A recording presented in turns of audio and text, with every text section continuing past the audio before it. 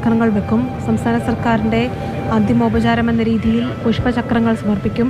അതിനുശേഷം ബന്ധുക്കൾക്ക് മൃതദേഹങ്ങൾ കൈമാറുന്ന തരത്തിലാണ് ക്രമീകരണങ്ങൾ ഒരുക്കിയിട്ടുള്ളത്. ഇപ്പോൾ ഓരോരുത്തരുടേതായി മൃതദേഹങ്ങൾ ടേബിളുകളിലേക്ക്, നേരത്തെ അവരുടെ ചിത്രങ്ങൾ പതിപ്പിച്ച ടേബിളുകളിലേക്ക് കൊണ്ടുവന്ന് വെച്ചുകൊണ്ടിരിക്കുകയാണ്.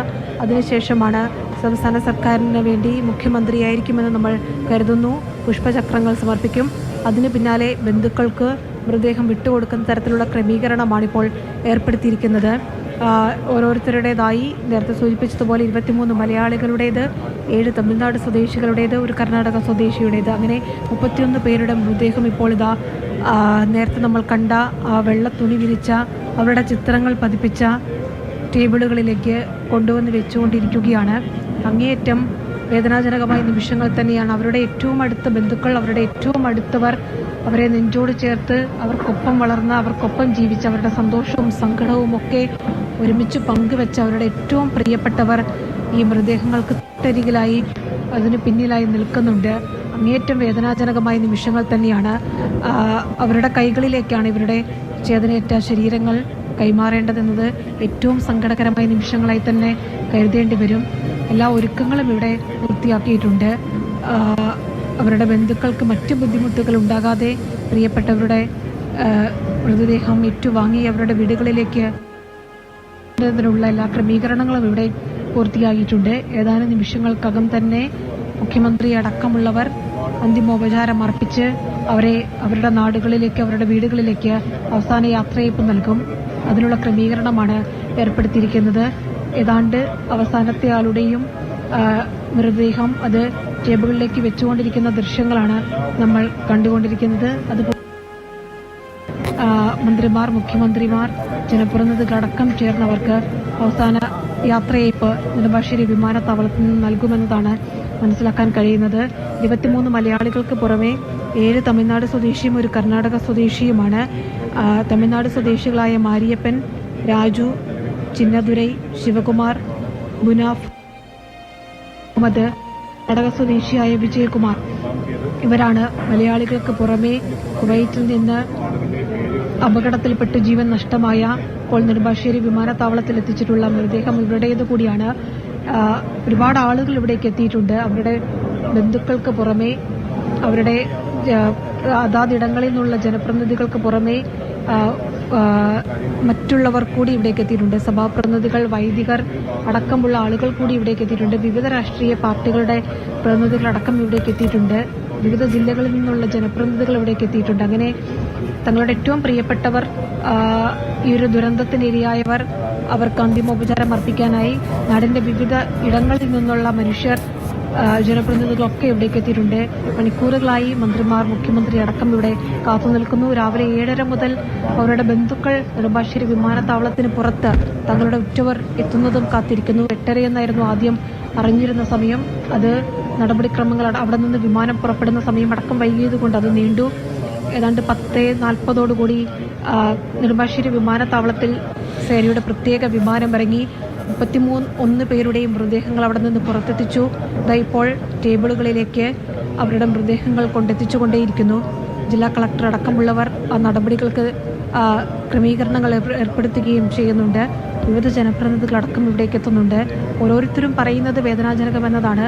അതിലും അപ്പുറത്തേക്ക്, ആ വാക്കുകൾക്ക് എത്രയോ അപ്പുറത്തേക്കാണ് അവരുടെ ഏറ്റവും പ്രിയപ്പെട്ടവർക്കുണ്ടാകുന്ന വേർപാടിൻ്റെ വേദന എന്നത് കഴിഞ്ഞ കുറച്ച് ദിവസങ്ങളായി നമ്മൾ കണ്ടതാണ്. അവരുടെ കണ്ണീരറിഞ്ഞ പ്രതികരണങ്ങളൊക്കെ നമ്മൾ കേട്ടതാണ്. അങ്ങനെ എത്രയോ പേർക്ക് ഏറ്റവും പ്രിയപ്പെട്ടതായിരുന്ന 33 പേരാണിതാ ഇവിടെ ചേതനയേറ്റ ശരീരമായി നിൽക്കുന്നത് എന്നതാണ് അങ്ങേയറ്റം വേദനാജനകം. ഇപ്പോൾ അവസാന യാത്രയയപ്പ് നൽകുന്നതിനുള്ള ക്രമീകരണങ്ങൾ അത് ഒരുക്കിക്കൊണ്ടേയിരിക്കുന്നു. ആ ദൃശ്യങ്ങളാണ് നമ്മൾ കണ്ടുകൊണ്ടിരിക്കുന്നത്. നെടുമ്പാശ്ശേരി വിമാനത്താവളത്തിന് പുറത്തെ ദൃശ്യങ്ങളാണ്, അവിടുത്തെ വിവരങ്ങളാണ് റിയ ബേബി നൽകിക്കൊണ്ടിരിക്കുന്നത്. പ്രത്യേകം ക്രമീകരിച്ചിരിക്കുന്ന സ്ഥലത്ത് മൃതദേഹങ്ങൾ എത്തിക്കുകയാണ്. ഓരോരുത്തരെയും പേരെഴുതിയ പെട്ടികൾ, അവരുടെ ചിത്രം പതിച്ച പെട്ടികൾ കേന്ദ്ര വിദേശകാര്യ സഹമന്ത്രിയുടെ നേതൃത്വത്തിൽ കുവൈത്തിൽ നിന്ന്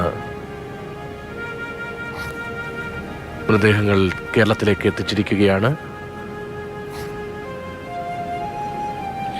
കാസർഗോഡ് ചെറുക്കള സ്വദേശി രഞ്ജിത്ത്, കാസർഗോഡ് തൃക്കരിപ്പൂർ എളപ്പച്ചി സ്വദേശി കേളു പൊന്മലേരി, കണ്ണൂർ പയ്യന്നൂർ സ്വദേശി നിതിൻ കുത്തൂർ, കണ്ണൂർ ധർമ്മടം സ്വദേശി വിശ്വാസ് കൃഷ്ണൻ, കണ്ണൂർ സ്വദേശി തന്നെയായ അനീഷ് കുമാർ, മലപ്പുറം പുലാമന്തോൾ സ്വദേശി MB ബാഹുലേയൻ, തിരൂർ കോതപ്പറമ്പ് കുപ്പൻ്റെപുരയ്ക്കൽ നൂഹ്, തൃശ്ശൂർ ചാവക്കാട് പാലയൂർ സ്വദേശി ബിനോയ് തോമസ്, കോട്ടയം പാമ്പാടി സ്വദേശി സ്റ്റെഫിൻ എബ്രഹാം സാബു. അദ്ദേഹത്തിൻ്റെ വീട്ടിലിപ്പോൾ മന്ത്രി VN വാസവൻ ഉൾപ്പെടെയുള്ളവർ ഉണ്ട്. കോട്ടയം പായിപ്പാട് സ്വദേശി ഷിബു വർഗീസ്, കോട്ടയം ചങ്ങനാശ്ശേരി സ്വദേശി ശ്രീഹരി പ്രദീപ്, പത്തനംതിട്ട പന്തളം സ്വദേശി ആകാശ് ശശിധരൻ നായർ, ആലപ്പുഴ പാണ്ടനാട് താമസിക്കുന്ന പത്തനംതിട്ട നിരണം സ്വദേശി മാത്യു തോമസ്, പത്തനംതിട്ട കീഴ്വായ്പൂർ നെയ്വേലിപ്പടി സ്വദേശി സിബിൻ T എബ്രഹാം, പത്തനംതിട്ട തിരുവല്ല സ്വദേശി തോമസ് ഉമ്മൻ, PV മുരളീധരൻ, പത്തനംതിട്ട വള്ളിക്കോട് സ്വദേശി, പത്തനംതിട്ട കോന്നി സ്വദേശി സജു വർഗീസ്,